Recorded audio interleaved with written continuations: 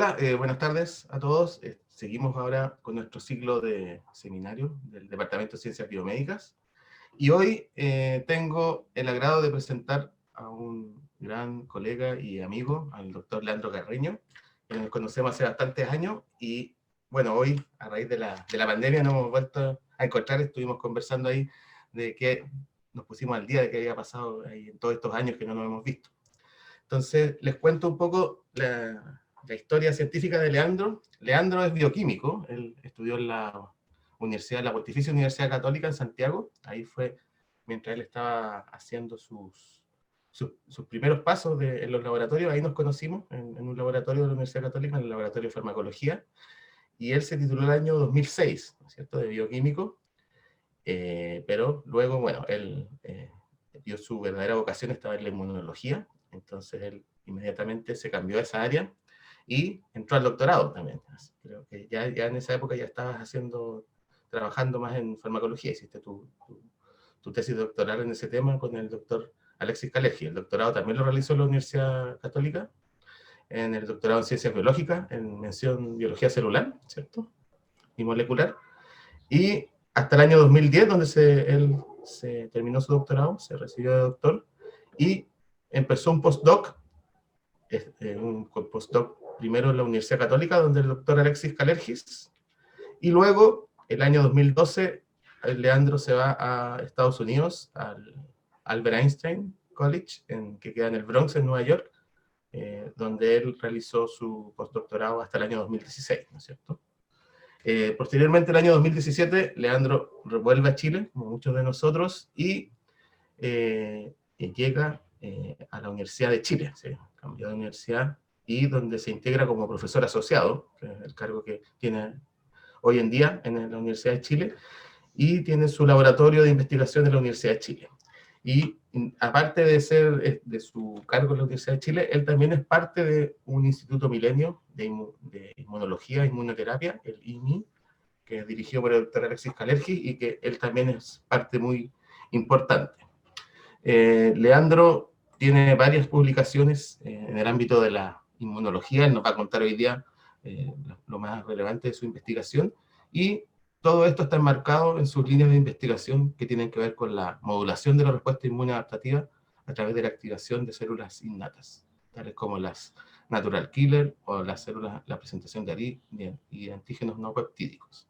Y vamos a ver cómo algunas moléculas de naturaleza lipídica, algunas modificadas, pueden modular esta respuesta inmune, ¿no es cierto? Eso va a ser principalmente lo que nos va a mostrar hoy Leandro. Así que, sin más, y bueno, nuevamente te saludo, Leandro, te doy las gracias por participar en este ciclo de seminarios, que para nosotros es muy importante para difundir la ciencia que se hace en todo el país, en nuestra universidad. Así que te doy las gracias por haber aceptado la invitación, y te dejo para que nos cuentes sobre la modulación de la respuesta inmune por lípidos. Creo que es la charla de hoy, que es lo que te vas a centrar, ¿cierto? Sí, muchas gracias, Claudio. La verdad es que súper feliz de la invitación. Devolverle los saludos a Paola Heiger, que me acaba de saludar por el canal de YouTube, lo vi, así que qué rico saludarla, y también muy contento de la invitación. Claudio, un gran amigo que lo conozco hace muchísimos años, desde que entré casi a la universidad. Digamos que fue parte de mis primeros mentores, que me enseñó algo súper importante en la ciencia, que es la perseverancia. Así que ahora les voy a contar cuál ha sido el resultado de eso. Sí, si es bueno o malo, pero bueno, aquí estamos. Ok, entonces voy a poner acá pantalla completa. Súper. Ok, entonces hoy me gustaría hablarles sobre mi tema principal de investigación, que es la modulación de la respuesta inmune, básicamente. Utilizamos glicolipios como herramienta, pero van a ver que realmente lo que nos interesa hacer es modular la respuesta inmune.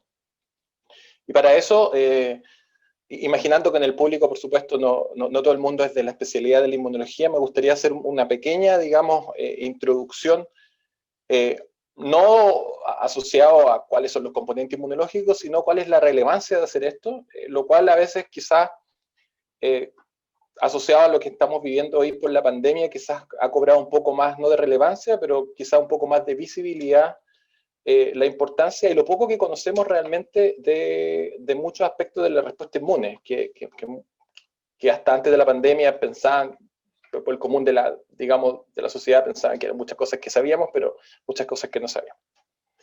El sistema inmune tiene funciones básicas, que es reconocer agresores o reconocer cosas que están funcionando mal y eliminarlas.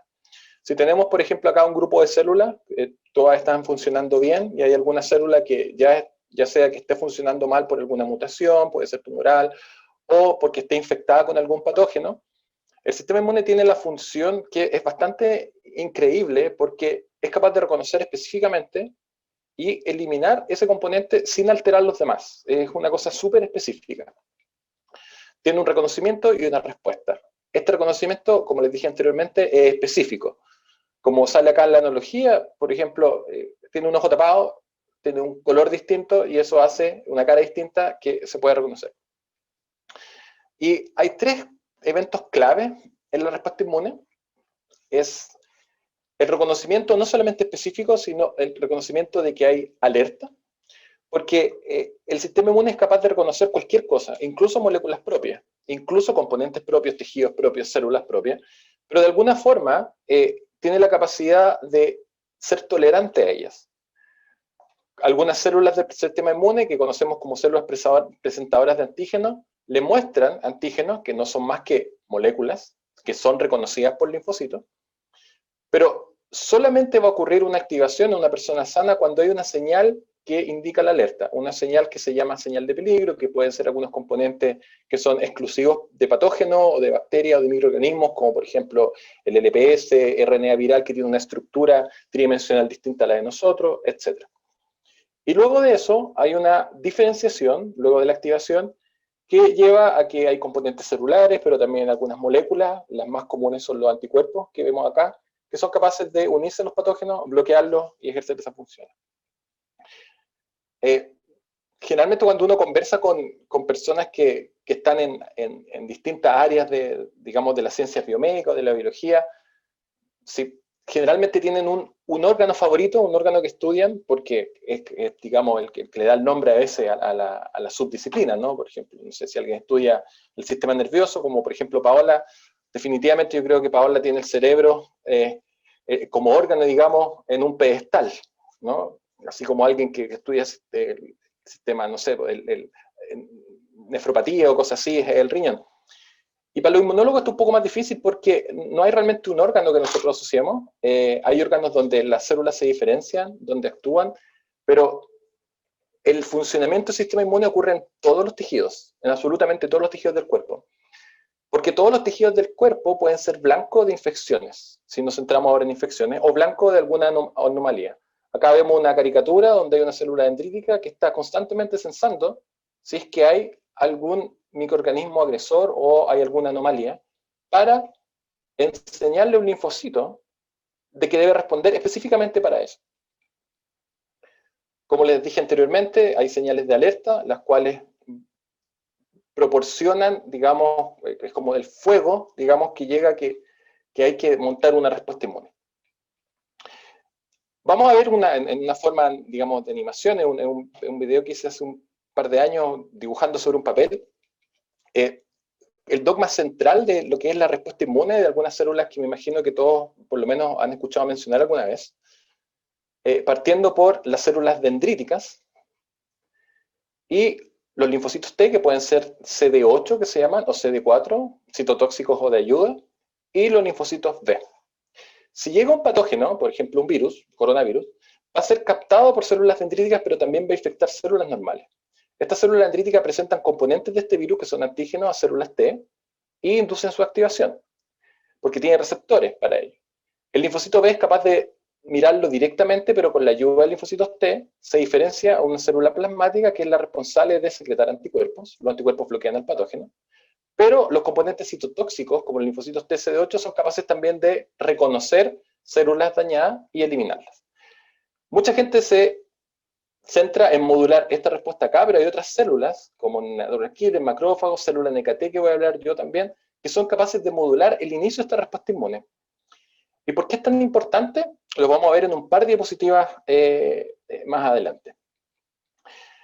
Pero antes de llegar a por qué es importante modular el sistema inmune, me gustaría hablarles de que el sistema inmune realmente, y aunque suene muy etéreo esto, generalmente a nosotros nos gustan las cosas más específicas, mecanismos específicos, es realmente un balance entre inmunidad y tolerancia, y aún no entendemos, eso es un misterio aún, cómo es la regulación fina de este balance. ¿Por qué? Tenemos que tener inmunidad contra patógenos, contra agresores, contra moléculas dañadas, contra cáncer, etc. También tenemos que reparar tejido, etc. Por otro lado, cuando ocurre esto, debemos tolerar moléculas propias.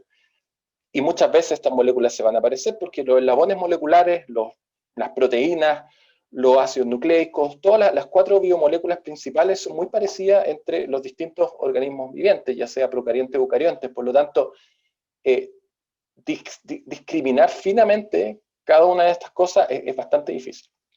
Una persona sana tiene un perfecto balance entre inmunidad y tolerancia.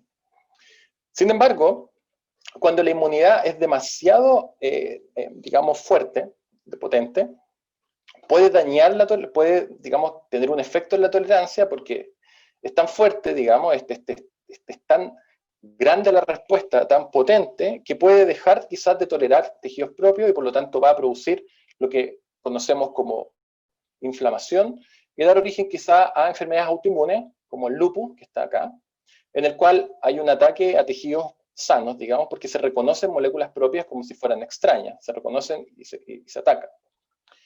Y por otro lado, si tenemos demasiada tolerancia, ¿okay?, podemos afectar la respuesta inmune potente, digamos, la inmunidad para poder protegernos contra agresores. Y esto es lo que ocurre, por ejemplo, con personas que tienen inmunodepresión, ya sea adquiridas como el caso del VIH o también congénica, en la cual, por ejemplo, esto es bastante fuerte, pero esto es la infección debido a un hongo que causa una enfermedad que se llama mucormicosis, que es un hongo que está normalmente en la caca de las palomas y que nosotros respiramos todo el tiempo, pero que la mayoría de las personas inmunocompetentes lo elimina rápidamente. En este caso hay una falla en la inmunidad y por lo tanto estos patógenos, digamos, pueden producir el daño que se ve ahí en la fotografía. Ahora, ¿por qué es tan importante entender la inmunidad? Y yo creo que una cosa clave acá, y esto por supuesto una teoría acá, no creo que sea dueño de la verdad acá, es que el sistema inmune que controla infecciones, ¿okay?, que quizá desde un punto de vista evolutivo no está diseñado para defendernos de la forma que nos defendemos hoy en día por el avance de todas las disciplinas, no solamente de la inmunología, pero sí hay una cosa que es bien increíble, y es que la esperanza de vida de hoy, que es increíblemente alta, de más de 80 años, desde el punto de vista evolutivo, y capaz que lleguemos a incluso 90 años, se estima para el 2050,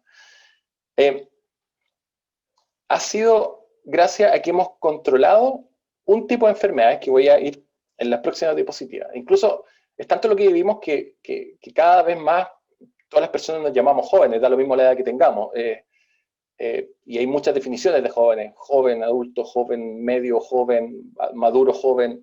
Es bien complejo porque vivimos bastante. Ahora es impensable que en la actualidad una persona de 60 años se le diga que es vieja. Generalmente, si uno escucha en la televisión que una persona de 60 años, por ejemplo, tiene una enfermedad y murió, uno se apena y dice, pucha, qué joven, le faltó todavía, ¿no? Y eso es claramente porque hemos superado esta barrera que hace solamente 100 años, 120 años, digamos, un siglo, un poco más de un siglo, la esperanza de vida era muchísimo menor, era menos de la mitad, 35 años. Por supuesto, no quiere decir que no habían personas que vivieran más, pero este es el promedio de la esperanza de vida.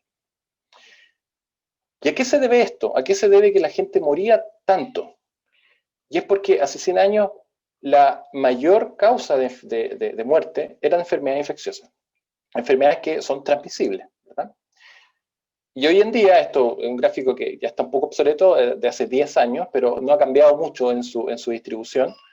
Menos del 3% de las causas de muerte en el mundo son por enfermedades infecciosas.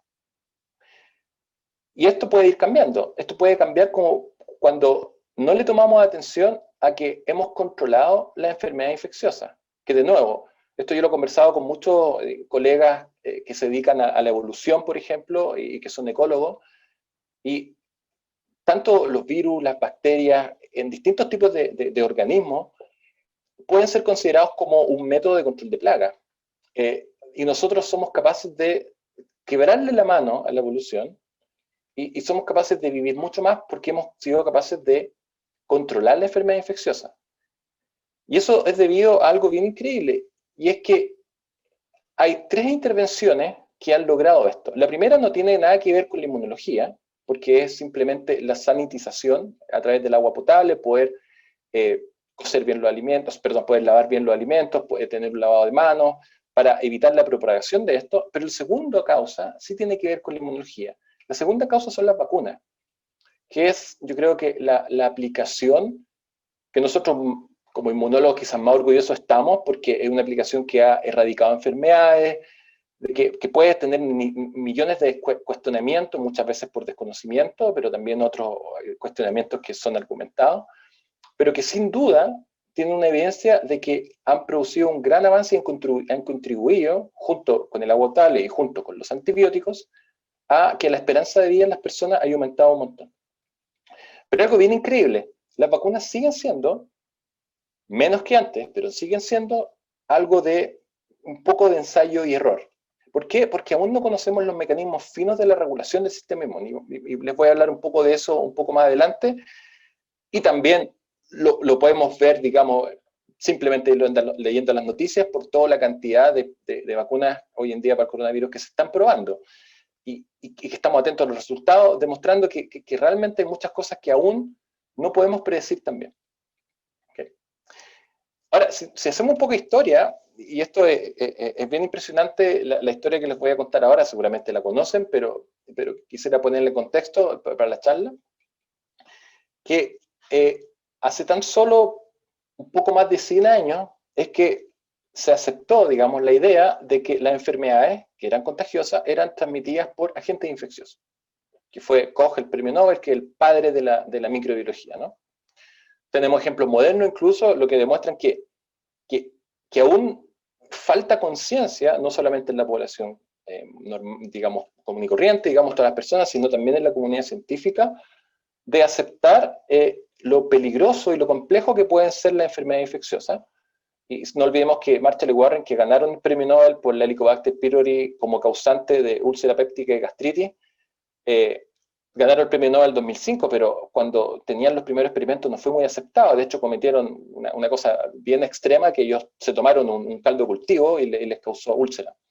Obviamente no fue el motivo del Nobel, pero tenía mucho cuestionamiento en la comunidad científica que no lo creía. ¿Okay? Y hasta el día de hoy tenemos muchos agentes patógenos que siguen molestándonos. Yo voy a poner, no mi favorito, pero creo que es el más peligroso, que afortunadamente logramos erradicar, que es la viruela. La viruela causaba una enfermedad muy terrible, como ustedes pueden ver acá en la foto, es un virus de la familia del Poxviridae. Muchos de los virus del Poxviridae están asociados a transmisiones sexuales, pero que producen este tipo de lesiones, pero no son peligrosas. La viruela mató a un montón de gente.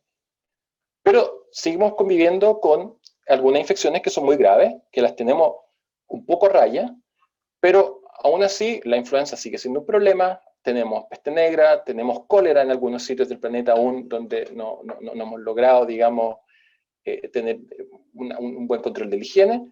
Y hoy estamos viviendo esto, que muchas veces, yo no voy a querer ser general después de la guerra, pero que se venía advirtiendo hace mucho tiempo la poca capacidad que teníamos para enfrentar una pandemia real, como el COVID-19. Porque las pandemias que han habido de influenza no se comparan realmente a lo que estamos viendo hoy en día. Y por supuesto que van a venir más. Por lo tanto, este control de la enfermedad infecciosa es algo que no tenemos que perder de vista y que no tenemos resuelto, que hemos logrado un gran avance, pero aún no sabemos bien cómo hacerlo. La pandemia de 1918, que es la que muchas veces comparamos con lo que ocurre hoy en día, causó una cantidad enorme de muertes, en tan solo un año 50 millones, pero realmente la enfermedad más terrible ha sido la viruela. La viruela mató durante el siglo XX a más de 300 millones de personas, y hay muchos casos que no están reportados, no tiene un sistema de reporte de los siglos anteriores, pero se estima que murieron aproximadamente 700 millones de personas, que es una población bastante importante del planeta en ese tiempo. y fue erradicada a la faz de la Tierra gracias a la vacunación, en un experimento que falta toda la ética, ustedes van a ver acá, y que, a diferencia de Koch, que sí tiene motivo de orgullo para los inmunólogos, Edward Jenner, que es como nuestro héroe, y en las portadas está en todos los libros de inmunología, hizo un experimento que carece de toda ética, pero que llevó a la vacunación. Y es que se dio cuenta que las personas que ordeñaban vacas, vacas que tenían una enfermedad muy parecida a la viruela, ¿okay?, quedaban protegidas de alguna forma para la viruela. No se enfermaban gravemente, no morían. Y fíjense, el año 1796, esto es mucho antes de Koch, por lo tanto no se sabía que la enfermedad era transmitible debía a agentes infecciosos. Él tomó estas pústulas, que eran como lo de la fotografía de la niñita que les mostraba en una diapositiva anterior, y por un método que se llama escarsification, que le hacía una herida en el brazo, siempre ponen la historia de un niño, pero la verdad es que fueron varios, ¿ok? Le inoculó la enfermedad, lo que él pensaba que era la enfermedad, sin saber que era un virus, etc. Y los puso en contacto con personas que estaban muriendo de viruela, para ver si moría o no. No murió. Luego de casi un siglo, de hecho, de más de un siglo, se tomó toda la información, ya se sabía que era un virus, etc. Se creó un virus que se llamaba Vaccinia, y comenzó un plan de vacunación muy potente en todo el mundo. Que lo más probable es que cuando tengamos una vacuna contra el COVID va a ser una campaña comparable a lo que ocurrió con la viruela y comparable a lo que ocurrió con la polio. Porque todas las personas de todos los rangos etarios van a querer vacunarse, quizás por supuesto van a haber decisiones de salud pública donde van a haber grupos que van a tener prioridad que otros, pero todos a la larga van a querer vacunarse. Y la viruela, gracias a que su reservorio natural es el humano, dejó de tener casos, luego de un plan de vacunación, por supuesto esto viene de más para atrás, en años, y el año 79 lo declararon erradicado de la faz de la Tierra. No, y por lo tanto, todas las personas que nacimos del 80 para arriba, nadie está vacunado contra la viruela. Pero sí hemos controlado un montón de infecciones, como sarampión, que puede causar bastantes problemas, la tosferina convulsiva, meningitis, entre varias otras que están en el Programa Nacional de Inmunizaciones. Lo que es bueno, estas enfermedades son prevenibles por vacuna, y no solamente prevenible que la persona la contraiga, sino que también la transmita. Pero debido a, yo creo, un poco la poca información que los científicos, y esto al final de la presentación voy a hablar un poco de esto, que la poca conexión histórica que hemos tenido con la comunidad, y la desconfianza también a las instituciones, muchas personas decidieron no vacunar, y entre 2014 y 2016 hubieron bastantes muertes, tanto en Europa, en Estados Unidos, pero también en Chile, por casos de rubiola, de sarampión, y eran niños. Pero hay un paper que salió hace un par de años atrás, que tiene solamente esta tabla y una figura que les voy a mostrar en la próxima diapositiva, que la verdad es que es bastante conciso y preciso, y muestra solamente los casos de distintas enfermedades por las que hay vacunas en el siglo XX, y los casos reportados en 2016. Y ustedes pueden ver que la disminución es enorme, mostrando que realmente las vacunas funcionan. Las vacunas son súper efectivas. Y también que dan cuenta de lo que nosotros conocemos como inmunidad de rebaño, y que ha sido súper tocado en la opinión pública y por el Ministerio de Salud y por otros actores políticos de mala forma, ¿no? ¿Por qué? Porque la inmunidad de rebaño lo que dice es que si hay una buena inmunidad en las personas, estas personas que están azul, por vacunación, generalmente es por vacunación, una persona que tenga la enfermedad no va a poder transmitirla, porque la persona que está vacunada no es que no pueda infectarse, pero como tiene una buena respuesta inmune, lo va a eliminar rápidamente y no lo va a transmitir a una persona susceptible. Lo que sí ocurre cuando hay una mala, digamos, tasa de vacunación. Pensar en esta inmunidad de rebaño con una inmunidad natural, la verdad es que es un poco aberrante cuando estamos hablando de un virus que causa problemas y que puede llegar a causar muerte. Generalmente la inmunidad de rebaño debido a una infección natural son por aquellos patógenos o microorganismos que no producen una enfermedad grave, y por lo tanto uno puede esperar que esto ocurra. Y si fuera así, no estaríamos haciendo esta charla, probablemente yo estaría allá en Coquimbo y después nos iríamos a tomar una cerveza con el Claudio y con la Paola, pero no es el caso. Por lo tanto, es bastante aberrante pensar que la verdadera inmunidad de rebaño es dada por la infección natural y es dada por la vacunación. Por eso es tan importante que la vacunación no sea una decisión solo personal, sino de una decisión comunitaria para proteger a aquellos individuos que no se pueden vacunar. Y bueno, y así han pasado los años y hemos tenido un montón de distintas epidemias, a veces pandemias, de hecho, nos olvidamos. Y nos olvidamos de esta figura, de que el control de la enfermedad infecciosa han dado vuelta un poco la torta. Y por supuesto, yo no estoy diciendo que no es importante estudiar cáncer, ni enfermedades coronarias, ni otras enfermedades mucho más importantes que quizás no están acá, o no más importantes, pero tan importantes que aparecen en personas que viven más, digamos, como lo que nos pasa ahora. Pero no olvidar que este control requiere todavía investigación. ¿Por qué? Y acá voy a entrar un poco en materia en lo que hacemos en el laboratorio. Y es porque estos 4 actores principales, que son las células dendríticas, las células T y las células B, sabemos que controlan el balance entre tener una buena inmunidad y tolerancia. Pero a pesar de que sabemos muy bien cómo funcionan, que somos capaces de crear vacunas, etc., no sabemos muy bien todavía cómo modular el tipo de respuesta de una forma súper establecida que nos permita predecir exactamente qué tipo de respuesta, si este tipo de respuesta va a ser buena para cierto patógeno o no. Para entrar un poco en detalle en eso, tengo que hablarles necesariamente de lo que significa la respuesta inmune. Como les contaba en una diapositiva anterior, donde era como un dibujo en la pizarra, ¿no?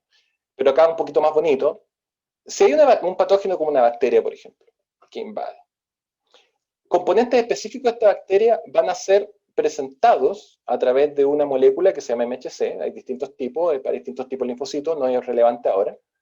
Pero linfocitos T que tienen receptores específicos para moléculas de esa bacteria. Hay otros linfocitos T para moléculas de otro virus o de otra bacteria, etc. Se van a activar y van a ayudar a la activación de células B que también reconocen al mismo patógeno para que secreten anticuerpos.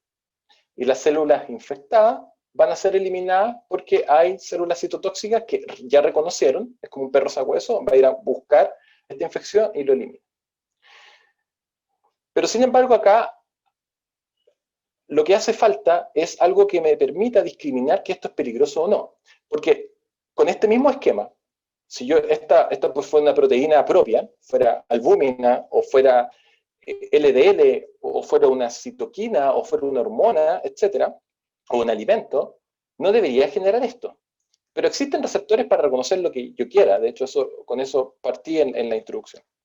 Por lo tanto, el sistema tiene un switch en el cual esta célula, que se llama célula dendrítica, pasa de un estado inmaduro que no es capaz de inducir una respuesta inmune, a pesar de que presenta antígenos, a un estado maduro donde, además de presentar los antígenos, tiene estas moléculas que se llaman señales de coestimulación, que me dice que la activación de los linfocitos, tanto T como B, ocurre porque detecté algo peligroso.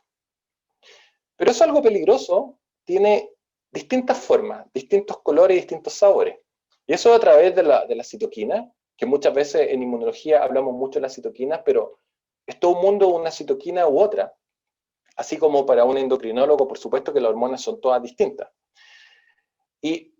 Pero a veces somos bastante poco específicos y decimos citoquina en general, como todo hiciera lo mismo, y no tenemos en cuenta lo siguiente, que tenemos distintos tipos de patógenos. Nosotros tenemos patógenos que están dentro de la célula, que pueden ser bacterias intracelulares o los virus. Tenemos patógenos que están fuera de la célula, como algunas bacterias extracelulares y hongos. Y tenemos patógenos que es mucho menos común ahora de infectarse, pero aún siguen presentes, que son cosas grandes, como parásitos del minto, por ejemplo.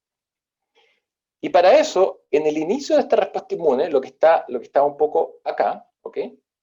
Las citoquinas van a ser distintas y el tipo de respuesta, el tipo de anticuerpo, todo va a ser distinto. ¿Por qué? Porque un patógeno intracelular requiere de isotipos de anticuerpo, que se llaman IgG, de ahí que son tan importantes los IgG para la respuesta inmune al coronavirus, el test rápido, etc. Requiere células citotóxicas como células natural killer, células TCD8, requiere de macrófagos. Pero cuando es una respuesta a bacterias extracelulares o hongos, la mejor forma de eliminarlo es a través de unas células que se llaman TH17, perdón por los nombres, otros isotipos de IgG que son distintos a estos, IgA si estamos en las mucosas, neutrófilos para que se coman esto. Y si tenemos una respuesta hacia cosas grandes, necesitamos una respuesta que se llama el tipo TH2. Son células cebadas que van junto con anticuerpos del tipo IgE a unirse a esto y inducen la secreción de proteasas para matarlo por fuera, porque esto no va a infectar una célula, es muy grande, movimiento peristáltico para poder eliminarlo mediante las heces, etc. Cada uno de este tipo de respuesta tiene que ser distinto para cada tipo de patógeno.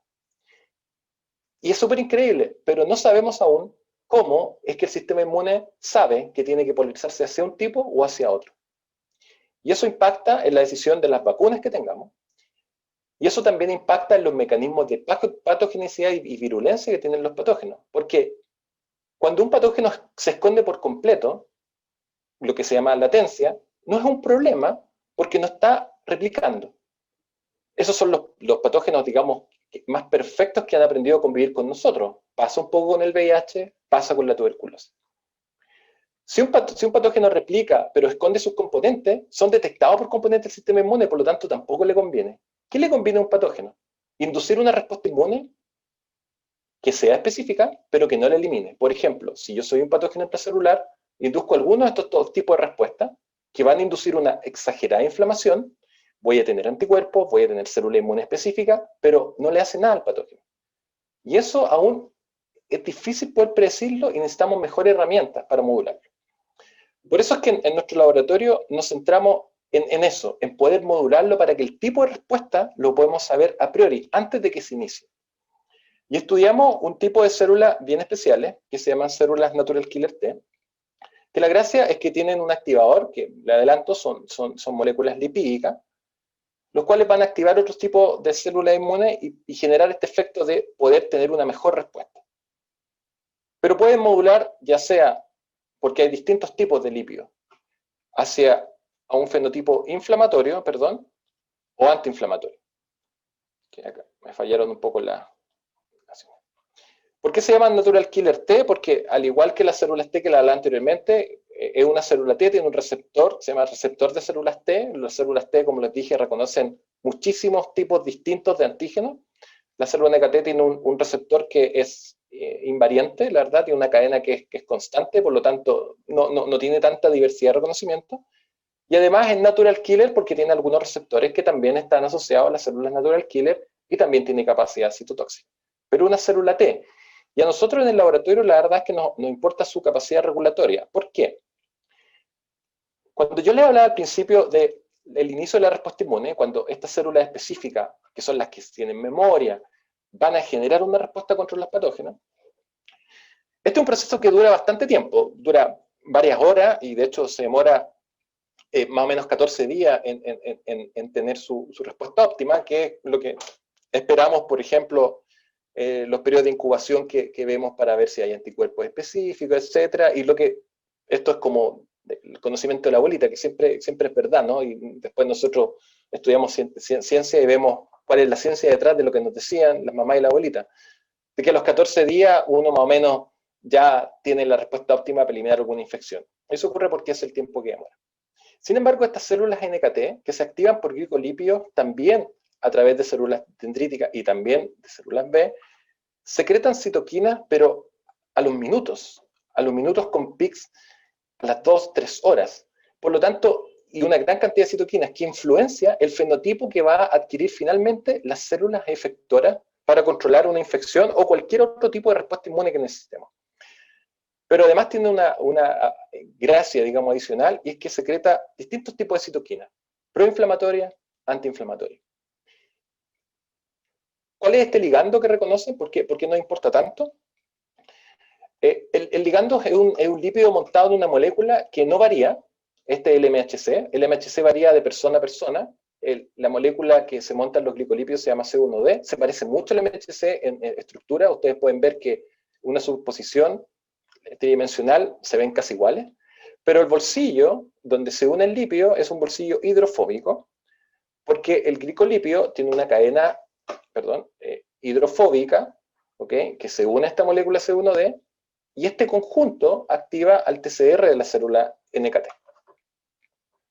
Ahora, ¿cómo funciona esto y cuáles son estos glicolipios? La verdad es que los endógenos han sido súper difícil de identificar, pero conocemos a través de, bueno, esto hace mucho tiempo atrás se identificaron glicolipios en la esponja marina, los cuales son capaces de activar a las células NKT, ser reconocidos por STCR, y como ustedes ven acá en la estructura, es un glicolipio, tiene una cadena, digamos, tiene un azúcar asociado a una cadena esfingosina con una colea de ácido graso larga. El problema que tiene este glicolipio identificado es que tiene una respuesta mixta, y si queremos controlar cómo va a ser la respuesta inmune, no nos importa eso, no nos interesa que podamos tener una respuesta establecida, ya sea muy antiinflamatoria o más proinflamatoria. Y por lo tanto se han generado distintas variantes químicas de este compuesto. Acá no se nota muy bien, pero en la siguiente diapositiva, acá ustedes pueden ver, se han hecho modificaciones tanto en el azúcar, en el acilo, en el enlace amida, en el enlace glicosídico, en la esfingosina, lo que a ustedes más se les ocurra para poder tener moléculas que induzcan un perfil un poco más establecido. Y se han identificado, estos son una batería de compuestos que nos mandan algunos colaboradores químicos en la Universidad de Connecticut, y hemos podido identificar glicolipios que son proinflamatorios o antiinflamatorios. Esto es un estudio de mucho antes que yo me interesara en el estudio de estas células, donde ustedes pueden ver que un glicolipio proinflamatorio, da lo mismo los nombres acá, pero esta es la respuesta mixta, en una respuesta antitumoral, esto es un modelo de metástasis pulmonar en un ratón, ustedes pueden ver que es capaz de inducir una digamos, disminución de la metástasis mucho mayor al mixto, porque es un glicolipio con un carácter proinflamatorio de la respuesta inmune. Por otro lado, en una enfermedad como diabetes digamos,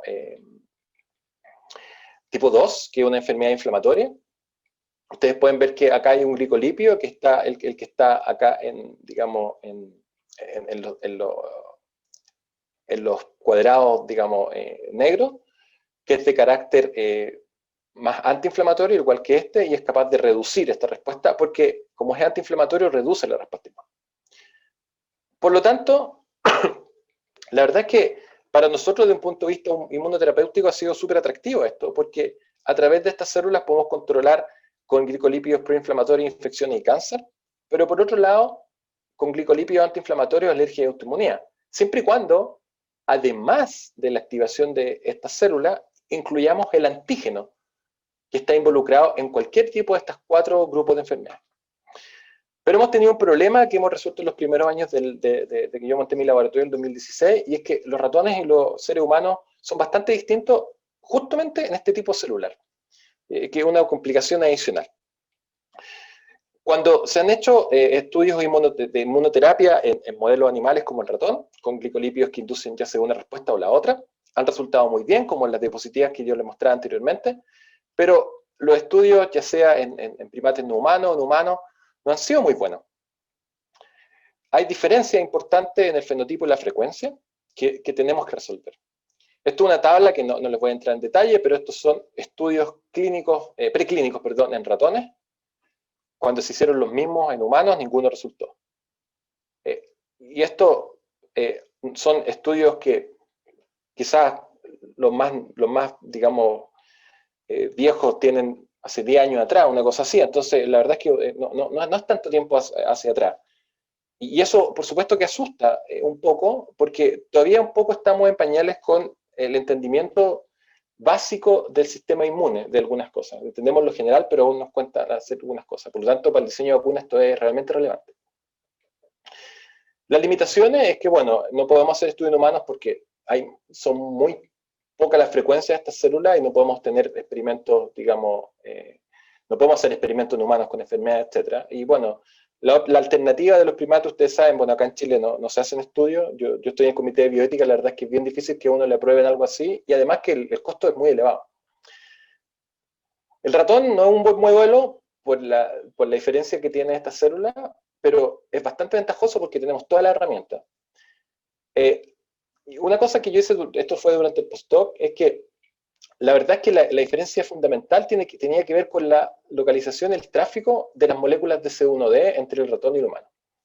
Y lo que hicimos fue hacer un modelo, hicimos un ratón knock-in, reemplazamos el gen de ratón por el gen humano, y la frecuencia, la frecuencia de la célula NKT se mide porque expresan el receptor de células T, pero además podemos usar tetrámeros del ligando para identificarlo fluorescentemente. Esto es una citometría de flujo. En un ratón wild type es como un 3% de las células que están en el vaso. En el ratón no-kin disminuían bastante. Lo mismo ocurría en todos los otros órganos y estos porcentajes eran exactamente iguales a los que se encontraban en humanos. Lo que nos demostraba un poco de que esta diferencia tenía que ver con la molécula que presenta los lípidos, que tiene mucho sentido, porque los lípidos que quizás reconocemos nosotros no son los mismos que otra especie. No los voy a aburrir, pero obviamente hicimos experimentos in vitro, in vivo, para demostrar que era un modelo eficiente, etc.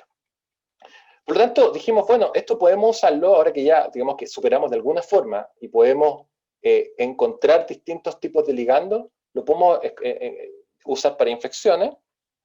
Y esto fue lo último que hice, y bueno, hemos continuado colaborando durante el postdoc, que tiene que ver con una enfermedad que aún todavía es un problema de salud mundial, que es la tuberculosis, que afecta a un tercio de la población. Quizás cuántos de nosotros tenemos tuberculosis no lo sabemos. Las preguntas podemos entrar un poco en detalle y les puedo preguntar por qué. Es una enfermedad bastante silente, para la cual hay una vacuna que todos nos ponemos, que es BCG, pero no es totalmente efectiva. Aunque usted no lo crea, hay una cantidad enorme de plata invertida en la búsqueda de una mejor vacuna de BCG, perdón, contra la tuberculosis. Han habido intentos haciendo mutantes de BCG que tienen una mejor presentación de los antígenos, mutantes auxotróficas de la misma bacteria que es Mycobacterium tuberculosis, otras bacterias como Stigmate, etc. Lo que hicimos fue, dijimos, veamos si podemos aumentar la inmunogenicidad de estas vacunas incorporando glicolípidos que ya identificamos previamente que son muy proinflamatorios. Generamos cepas que ya sean, que son estas distintas variantes de BCG, a las cuales le incorporamos en la membrana, que es algo que hacemos normalmente ahora en el laboratorio, es bastante fácil, se crecen nomás, porque como son lipofílicos, digamos, es bastante fácil incorporarlo en la membrana. Y con esta cepa inmunizamos ratones, ¿okay? Con las distintas cepas de BCG para estudiar las respuestas de células T y de células NKT, las citoquinas producidas. Esto es una historia bien larga, pero les voy a mostrar algunas, lo que yo considero un poco más importante de analizar. Y es que cada vez que nosotros probamos una vacuna nueva, y esto lo van a ver en las publicaciones respecto a las vacunas que se están probando en coronavirus, lo que se hace es que uno inmuniza y luego ve la respuesta inmune, que sería como lo que se hizo en la fase 1 y fase 2 de los pacientes, pero obviamente esto preclínico en ratón. ¿Cómo ve la respuesta inmune? Bueno, ve los anticuerpos o interroga las células T específicas para lo que yo quiero vacunar. En este caso son reestimuladas contra TB. Y vemos el tipo de respuesta que tienen a través de la citoquina. Si es el caso de una vacuna contra TB, queremos que sean lo más inflamatorias posible. Acá da lo mismo los nombres, pero acá hay dos vacunas alternativas, las cuales ambas inducen un porcentaje muy similar de expresión de interferón gamma en células T específicas. ¿Okay? No se asusten con los números, yo sé que son bajos, pero un inmunólogo, si lo ve, esto realmente es bastante, digamos, bueno, y uno se pone contento porque significa que 1.5% de las células son específicas, digamos, son específicas para esto, que es bastante alto, la verdad. Si nosotros analizamos con distintas vacunas estas células productoras de interferón gamma, nos damos cuenta al tiro que en la vacuna de arriba, solamente algunas producen además interleuquina 2, en la vacuna de abajo la mitad. Y luego cuando vemos otra citoquina inflamatoria como TNF-alfa, acá vemos que son casi todas y acá son 45%. Eso quiere decir que en la primera vacuna, que solamente al nosotros estudiar la magnitud, que ese es un problema también, que a veces solamente estudiamos magnitud de las cosas, es muy similar a la segunda. En el caso de la primera vacuna, solamente un 6% de estas células son los que llamamos multifuncionales. Por razón de tiempo no les voy a explicar mucho qué son las células multifuncionales, pero son muy importantes en controlar la infección contra tuberculosis. Y en el caso de la segunda, un 47%, lo que nos habla de que podría tener una mejor eficacia. Esto es un estudio con hartos parámetros, porque son hartas cepas, etcétera, y hartos ratones, y logramos hacer este tipo de gráfico, perdón, de torta, donde el tamaño de la torta dice si es mayor o menor la respuesta, y la composición de la torta en la cantidad de complejidad de citoquina, con distintos estímulos. Y bueno, acá no puedo ver cuál es público en YouTube, pero me imagino que hay estudiantes, etcétera, y les digo la importancia ahora de que cada vez nos vemos enfrentados a una cantidad de datos más enorme y una poca capacidad de interpretarlo, porque son demasiados. Entonces, el lenguaje bioinformático, le aconsejo que aprendan a hablarlo, porque a veces cuando uno trata de modelarse estas cosas y al no tener un buen, digamos, ser capaz de explicar bien lo que uno quiere, a veces genera dificultades. Lo que me pasó a mí en este caso, por ejemplo, esto es una cosa muy simple, en la cual simplemente se le asignan score positivo o negativo con respecto a la respuesta inmune, si es positiva para la infección o negativa para la infección. Logramos identificar algunas cepas que eran súper interesantes. Les voy a mostrar el ejemplo de una de ellas, porque no solamente la cepa era interesante, sino también el glicolipio. Y cuando hacemos un ensayo de protección, acá es vacunar al animal y luego desafiarlo con tuberculosis, protegía mucho mejor que la BCG. Esto es, la cantidad de bacterias que están en el pulmón. Pero nos interesó bastante este glicolipio, que era bastante particular. Tenía acá un dinosaurio, ¿cierto? Esta cadena, este grupo súper grande en el azúcar, que es justamente donde impacta el TCR. Y probamos qué ocurría en cáncer con este mismo glicolipio. Esto es un trabajo, yo no soy el último autor de este, me gusta siempre decirlo en los seminarios, esto es un trabajo que hicimos en colaboración con mi ex laboratorio de Portelli. Y la verdad es que es algo súper interesante, porque este glicolipio súper proinflamatorio reducía de una forma casi eliminada las metástasis en este modelo. Y lo que hemos hecho ahora en el laboratorio es que nos interesa a nosotros dos cosas. Nos interesa modular la respuesta inmune, pero los glicolipios tienen una gracia adicional, y es que son baratos y son súper estables. Entonces, una cosa que estamos súper decididos en el laboratorio, aunque suene un poco cliché, pero créanme que es así, es poder generar terapias inmunomoduladoras que sean baratas. Porque hay muchas terapias inmunomoduladoras que usan la tecnología CRISPR, que es fascinante lo de CRISPR, etcétera, pero involucra sacarle células al paciente, modificarlas, las cuales valen cientos de miles de dólares, lo cual es un poco inviable, sobre todo en un país como Chile. Y lo que hemos hecho para tener los glicolipios, pero además la capacidad de que sea específico, es que generamos liposomas que tienen los glicolipios en su membrana y además el antígeno. Cuando comparamos si estos glicolipios son capaces de activar células NKT, acá está el glicolipio libre o el liposoma, el contenido en liposoma, ustedes pueden ver que al estar contenido en liposoma no afecta la capacidad de tener una buena respuesta. Y con eso, digamos que hemos también, además de incorporar los glicolipios que dije anteriormente, hemos incorporado antígenos. Los antígenos estimulan al componente que es específico de la inmunidad, que son las células T. Acá son las células T estimuladas con el antígeno que reconocen. Esto es un antígeno modelo que es ovalbúmina. Ustedes pueden ver acá hay una curva, dosis respuesta. Cuando estamos en forma de liposoma, somos también capaces de estimular. Por lo tanto, hemos sido capaces de generar liposomas que tienen tanto los glicolipios como el antígeno encapsulado, pero también para algunas otras aplicaciones, que les voy a contar un ratito más, tenemos el antígeno también en la membrana a través de un enlace biotina estreptavidina. Hemos logrado eficientemente de incorporar los lípidos en la membrana del liposoma, pero los antígenos digamos, expuestos en la membrana. Lo bueno de esto es que podemos verlos por citometría de flujo. Acá ustedes pueden ver con un anticuerpo que reconoce esta proteína. Cuando estos glicolipios, digamos estos liposomas que tienen tanto el antígeno en la membrana como que tanto como en el interior son capaces de estimular células NKT, que es los que vemos acá. Preparaciones de liposomas con el antígeno y el glicolipio, solo con el glicolipio solamente, y acá los liposomas y el control negativo. Ustedes pueden ver que todas las preparaciones pueden estimular eficientemente las células NKT. Y también células específicas para el antígeno, que son estos linfocitos T, donde se ve que el liposoma con la proteína es capaz de estimular, por supuesto a niveles más bajos, porque tiene menor nivel de antígeno que la proteína y el péptido. ¿Por qué nos hemos enfocado en esto? Y es porque hay algo súper importante, que muchas de las vacunas que actualmente uno prueba, digamos, uno lo hace por ensayo y error. Y es el nivel de anticuerpos que uno genera. Y no solo el nivel, sino específicamente el isotipo. Cuando ustedes ven el ensayo del test rápido del coronavirus, donde se ven los anticuerpos IgG, se ven los IgG totales. Pero para distintos tipos de infecciones, y conociendo bien al patógeno, por supuesto, quizás un IgG2A, un IgG2B o un IgG2C va a ser mejor para cierto patógeno respiratorio, por ejemplo. Saber a priori si nosotros podemos cambiar eso es una cosa que es súper importante y no hemos sido muy capaces, y la verdad es que estos resultados me tienen súper entusiasmado. Es parte de la tesis de doctorado de un alumno mío, Álvaro Santibáñez, y la tesis de pregrado de Pablo Palacio. Pero estamos un poco parados, no hemos podido terminarlo debido a la pandemia. Pero les quiero mostrar lo siguiente. Cuando tenemos el antígeno en forma de liposomas, con distintos glicolipios, que tienen distintos tipos de respuesta, proinflamatoria, antiinflamatoria, distintas citoquinas.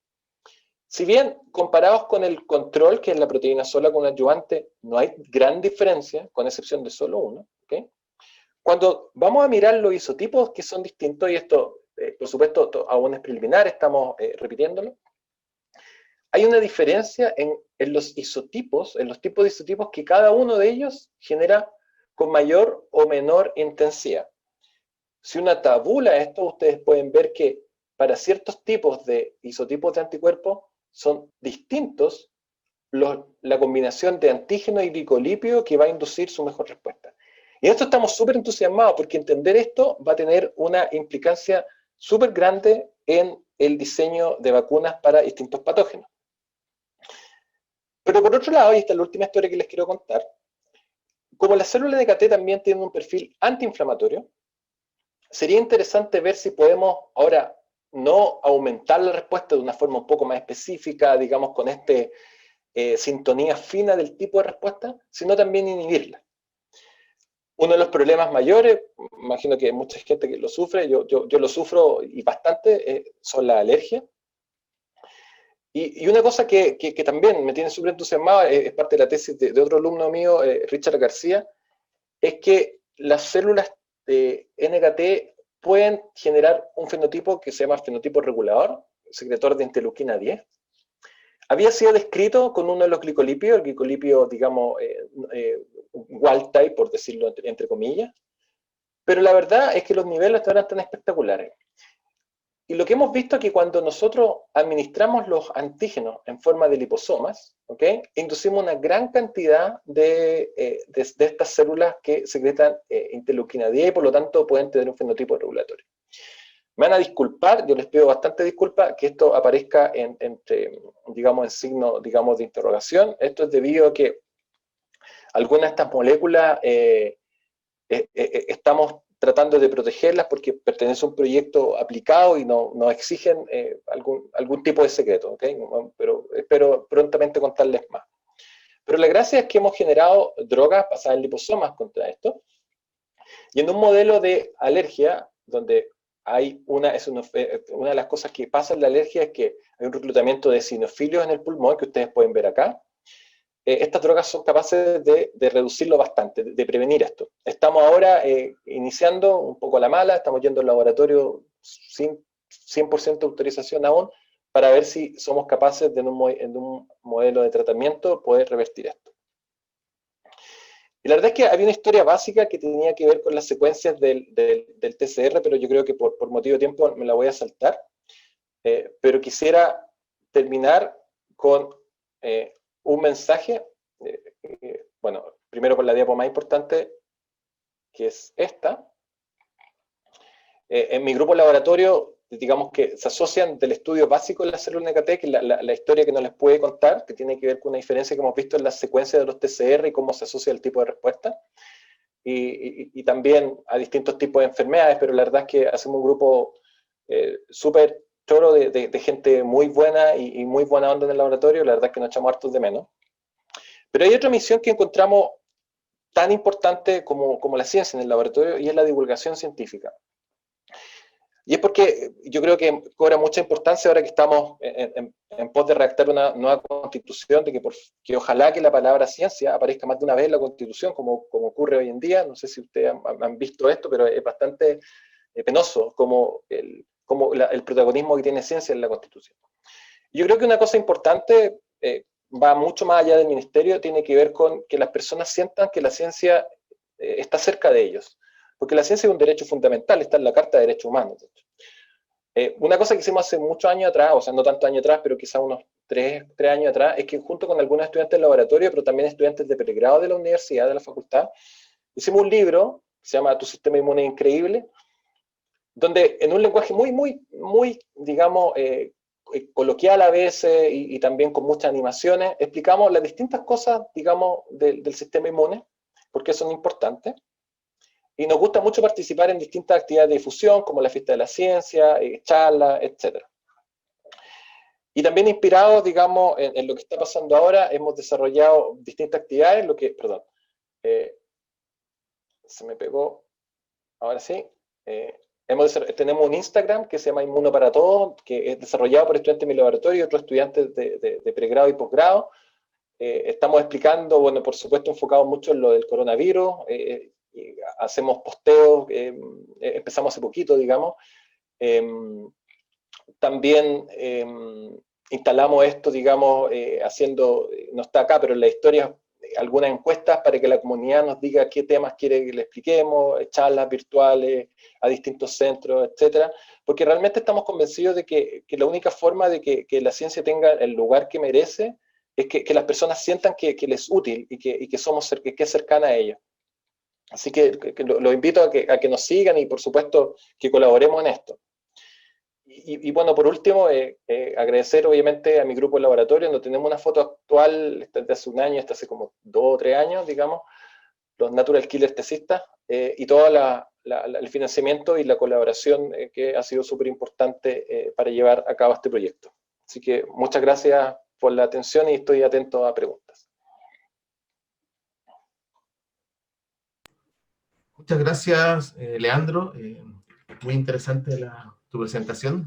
Aprendí harto en realidad, así que muy contento. Yo quiero partir haciéndote un par de preguntas, claro, cosas que como no conozco, es más que nada de curiosidad para saber. Primero, estas células NKT, las Natural Killers, que las encontré súper interesante porque parecen ser clave, van a decidir si va a ser una respuesta proinflamatoria o antiinflamatoria.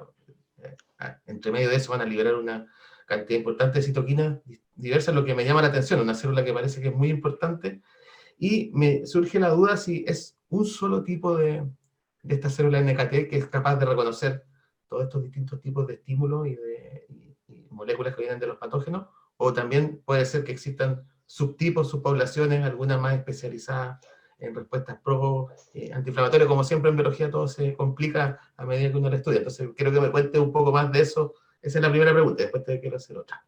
Sí, no, la verdad que es súper buena pregunta. Yo por tiempo nomás sobresimplifiqué. Y la verdad es que primero la primera parte de tu pregunta, que es algo súper importante, es cuando a veces me preguntan, bueno, ahí está, ¿para qué sirven normalmente estas células? Porque nosotros las intervenimos exógenamente, digamos. Y la verdad es que la respuesta es como que, bueno, no se sabe muy bien y al parecer no son tan importantes. ¿En qué sentido?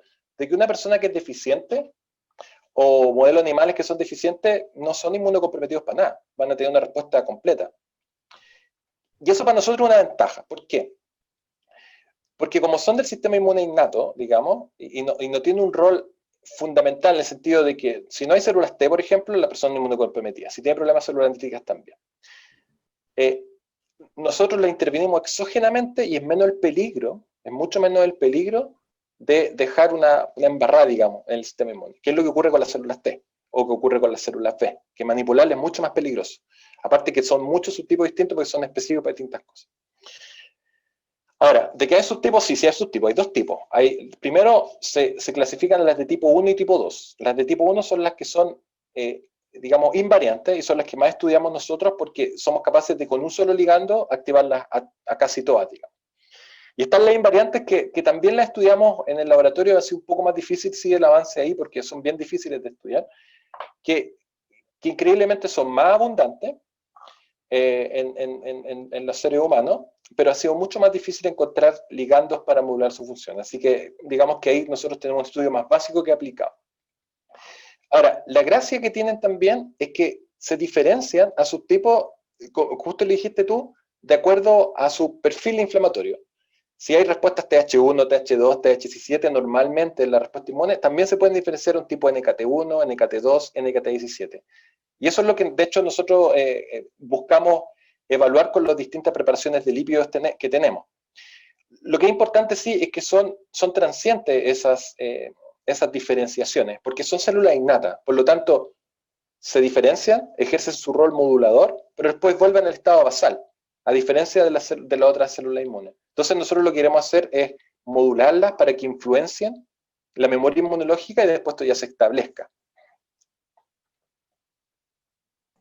Muchas gracias, súper interesante. Y la segunda pregunta tiene que ver también con esta, que también que es parte de lo que mostraste tú, con este desarrollo de estas vacunas basadas en los glicolípidos, ¿no es cierto? Tú mostraste que tienes varios tipos de prototipos y vas probando sus características y vas viendo los que te responden mejor.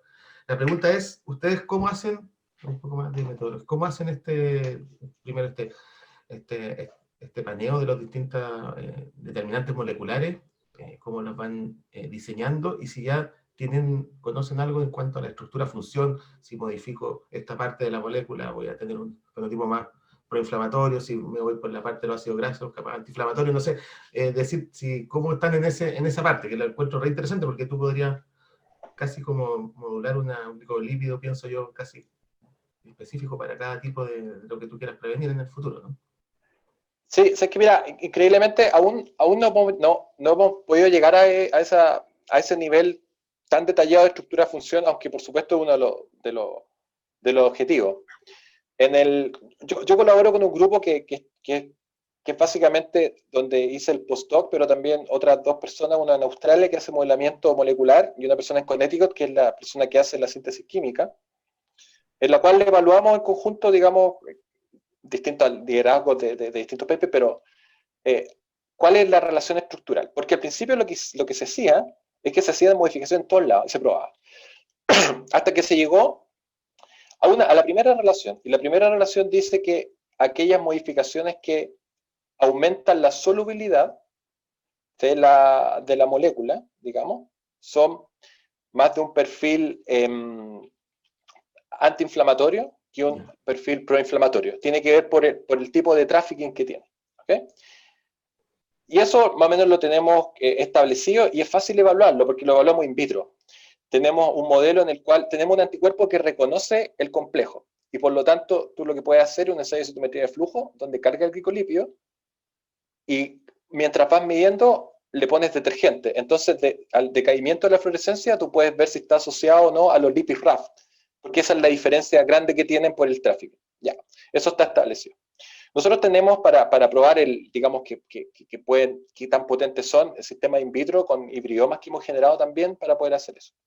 Pero lo que estamos haciendo ahora, y es parte que no lo conté porque tampoco es de mi laboratorio, sino que colaboré, pero ya se escapa ya de mi control, es que este glicolípido que yo mostré con esta modificación en el azúcar bien potente, hemos modelado cómo interacciona con el TCR y el C1D, y hemos visto que cuando los glicolípidos interaccionan, pero tienen una base plana, que engancha ciertos residuos del C1D, pero además algunos residuos del TCR, hace que aumente